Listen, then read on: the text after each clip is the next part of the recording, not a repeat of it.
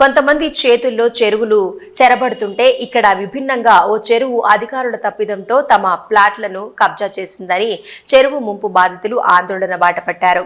వివరాల్లోకి వెళ్తే సంగారెడ్డి జిల్లా అమీన్పూర్ మున్సిపాలిటీ పరిధిలోని అమీన్పూర్ పెద్ద చెరువు ముంపు బాధితుల జేఏసీ ఆధ్వర్యంలో మున్సిపల్ కార్యాలయం ఎదుట ధర్నా చేపట్టారు.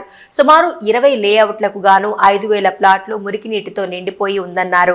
నిజాంల కాలంలో 93 ఎకరాలు ఉన్న అమీన్పూర్ పెద్ద చెరువు మురుగునీటితో నిండి 465 ఎకరాలుగా మారి తమ ప్లాట్లను కబ్జా చేసిందని వాపోతున్నారు. 15 రోజుల క్రితం హైడ్రా కమిషనర్ రంగనాథ్ కలిసినప్పటికీ మా పనిలో ఇరిగేషన్ శాఖ పూర్తిగా అలసత్వం కనబరుస్తుందని ఆవేదన వ్యక్తం చేస్తున్నారు. CM Revanth Reddy, Hydraa commissioner Ranganath, irrigation అధికారులు స్పందించి మా స్థలాల్లో ఇళ్లు నిర్మించుకునేలా చేసి న్యాయం చేయాలని విజ్ఞప్తి చేస్తున్నారు. చెరువుకు అలుగులు మెయింటైన్ చేసి నీటిని తొలగించాలని డిమాండ్ చేశారు. అనంతరం మున్సిపాలిటీ ఆఫీస్ సిబ్బందికి మెమరాండం ఇచ్చారు. చుట్టూరు ఎస్టీపీల నిర్మాణం వద్దు, మా ప్లాట్ల చుట్టూరు ఎస్టీపీల నిర్మాణం వద్దు, మా ప్లాట్ల చుట్టూరు ఎస్టీపీల నిర్మాణం వద్దు, మా ఇళ్ల మధ్యలోకి మురుగు కంపు వద్దు, మా ఇళ్ల మధ్యలోకి మా ప్లాట్ల మధ్యలోకి మురుగు కంపు వద్దు, అక్కడ శుద్ధి చేయొద్దు, ఎస్టీపీల నిర్మాణం వద్దు, పైప్ లైన్ల ద్వారా వాటర్ డైవర్ట్ చేయాలి, మురుగు నీరు డైవర్ట్ చేయాలి, పైప్ లైన్ ద్వారా మురుగు నీరు డైవర్ట్ చేయాలి.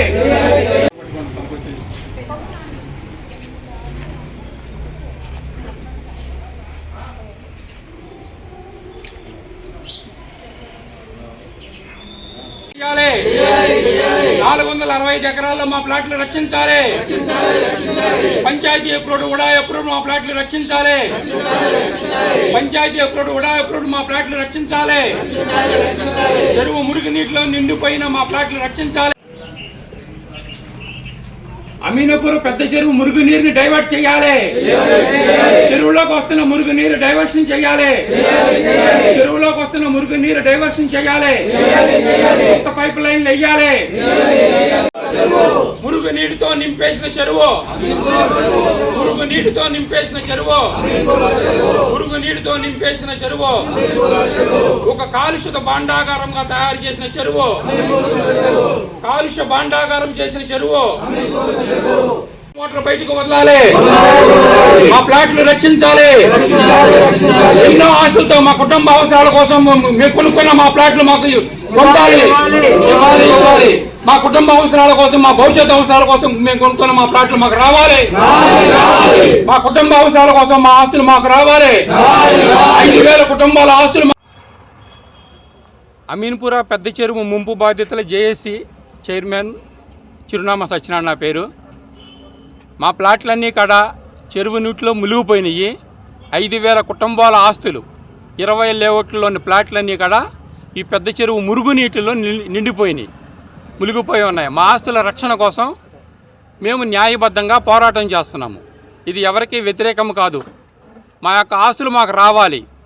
ప్రభుత్వం వారు ఈ విషయంలో అండాదండాగా ఉండి మా ఆస్తులు మాకు రక్షణ పొందేలాగా మేము మా స్థలాల్లో ఇళ్ళు నిర్మించుకుని బ్యాంకు లోన్లు పొందేలాగా మీరందరూ కాడ, ప్రభుత్వం వారు అందరూ కాడ, అన్ని డిపార్ట్మెంట్ల వారు కాడ మాకు సహకరించి మా యొక్క ఈ క్లిష్టమైన సమస్య నుంచి మమ్మల్ని బయటపడేయాలని మేము సర్వదా కోరుకుంటున్నాము.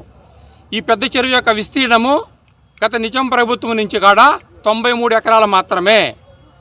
అన్ని రికార్డుల్లో, రెవెన్యూ రికార్డులో అండ్ ఇరిగేషన్ రికార్డులో, మున్సిపల్ రికార్డ్స్లో కూడా అదే ఉన్నది.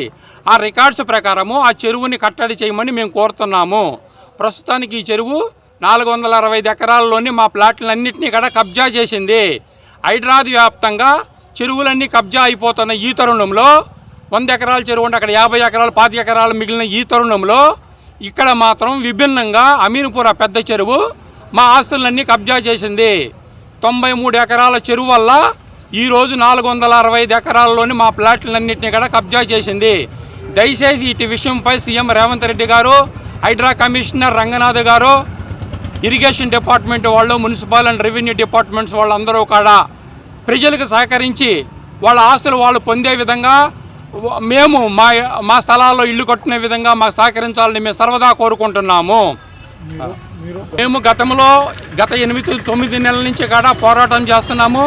కలెక్టర్ మేడం గారికి, అందరి మంత్రులకి, ఇరిగేషన్ మంత్రి ఉత్తమ్ కుమార్ రెడ్డి గారికి, దామోదర్ రాజనరసింహ గారికి, మంత్రి శ్రీధర్ బాబు గారికి ఇట్లా అందరికీ కూడా మేము విన్నవించుకున్నాము. వాళ్ళందరూ కూడా ఇట్టి విషయాన్ని పరిశీలిస్తాము అని చెప్తున్నారే తప్ప ఇప్పటి వరకు ఏ విధంగానూ పురోగతి లేదు. ఎక్కడేసిన గొంగలు అక్కడే అన్నట్టుగా మా సమస్య అలాగే ఉన్నది.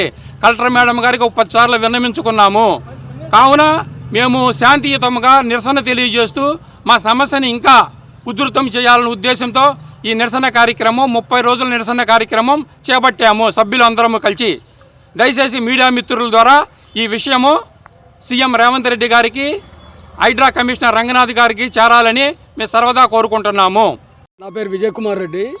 1986 నుండి ఈ ప్లాట్లు వ్యవహారాలు ఇవన్నీ కూడా పంచాయతీ లేఅవుట్ ప్రకారంగా, ఉడా లేఅవుట్ ప్రకారంగా 2-3 లేఅవుట్లు అయినాయి. మొత్తం 20 లేఅవుట్లు వాళ్ళు.